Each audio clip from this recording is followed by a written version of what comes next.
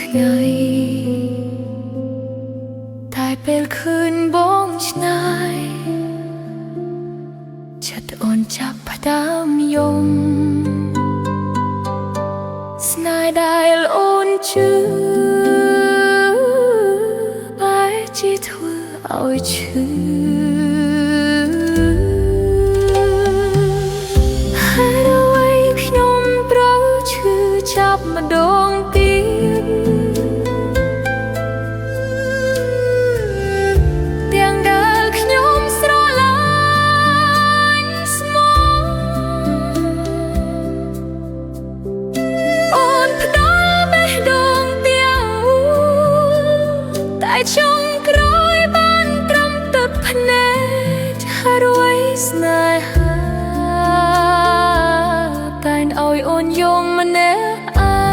ងបេះដូងដែលធ្លាប់រឹងមាំ